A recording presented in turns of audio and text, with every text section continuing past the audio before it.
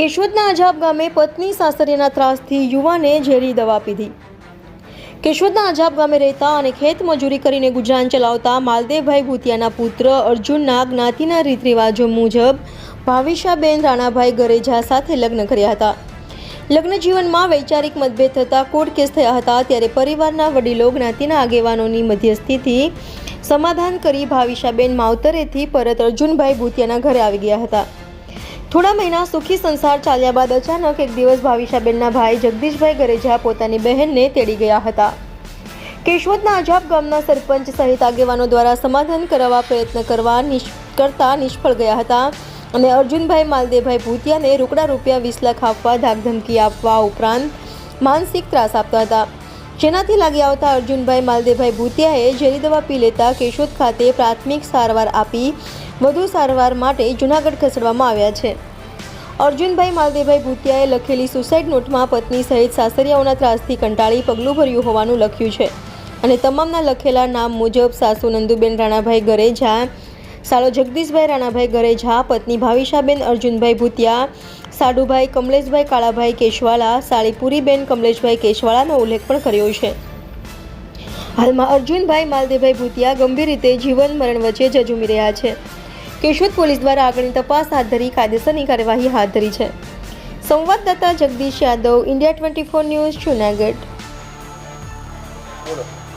મારું નામ છે માલદેવભાઈ, અજાબના રહેવાસી અને આ મારો દીકરો સાસુ સસરાથી ત્રાસમાં દવા પીધી મારા દીકરે ધમકી આપે કે 20 લાખ રૂપિયા દો ને બાઈને કે સૂતું નથી કરવું ને આવવું નથી, તમારે થાય કરી હોય ને અમે તમારી રીતે ગમે એમ કરતી અમે જાહેર અમારા બસાને તેને મળવા ન દે, હટાડી દે।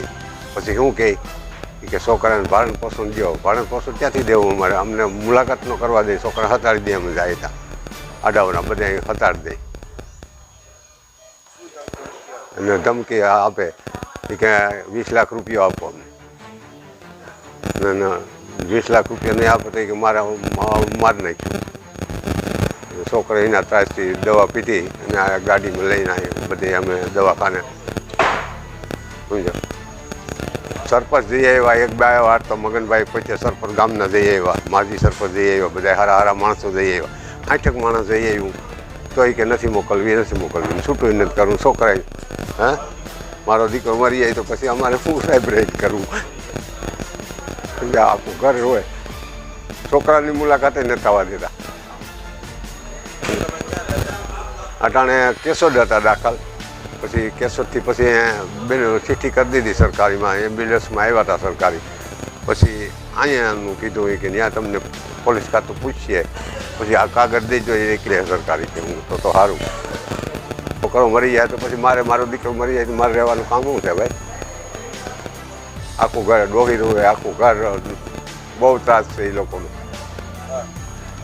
3.5 લાખ રૂપિયા લીધા, ધમકી આપે પછી કે મારી નાખીશું 3.5 લાખ રૂપિયાનો આવો ત્રાસ આપે એ કે અમને આપ્યા જ નથી, આવું ખોટું બોલે। વેવાય વેલામાં થોડા કંઈ આપણે કહેતા આ પૈસામાંથી જ વાંધો આવ્યો, પછી બાઈને એને કહેવા મુજબ વહી ગઈ, એને બા કે એમ કરવા માંડી, એની બાના મંત્ર લઈ લીધા, આવું હરા ને માથે ફૂફાડા મારે બાંધે ને એવું કરે, એની માના મંત્ર લઈ લીધા ન કરી બેયને તો સારું હાલતું, એક ફેરી છૂટું કરી નાખ્યું હતું બરાબર।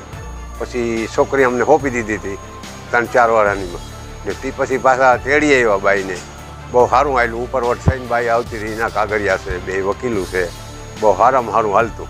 તો એની માના મંત્ર પાછા લઈ લીધા, પૈસા દીધા, મારા દીકરા પાસે ફોલાવી લીધા 3.5 લાખ, પછી કે એ પૈસા દીધા અમને કેને આપ્યા કે તું ખોટું બોલે, અને બાઈ તે પછીના પાછા 2 છોકરા, પછી એનો ભાઈ આવી અને રાતે ચડી ગયો। એ કાગળિયા પણ અમારા પાસે છૂટું કરવાના છે, લખીના છે, બધાય પડ્યા ને એ કાગળિયા આગલા એ અમારા ગામનો વકીલ થાનોપરો છે, ત્યાંના લગ્ન કર્યા, એ પણ જીવે બધાય પુરાવા હાજર કરી દઉં। અને ઉપરવટ થઈને એનો ભાઈ સાનમુનો તેડી, એને તેડવા આવવું તો સરકારની દીકરી હતી બરાબર, તો ખાતામાં ન એને જાણ કરવી જોઈએ। હાલો આ કડકમાં કડક સજા થવી જોઈએ। જો અમે કંઈ પણ ખોટું કરતા હોય તો અમને ભગવાન પૂછે, બાકી અમારે ખોટો નહીં કાઢીએ, મજૂરી માણસ અમે ટાણાનું કરીએ। આ 20 લાખ રૂપિયા મારો દીકરો મરી જાય તો પછી મારે શું 2 દિવસ સાહેબ ખાધું નથી, ડોહી આખું ઘર આવો ત્રાસ આપે, ને છોકરા અમારા પણ હતાડી દે અમે જાય તો આડાવડા બરાબર.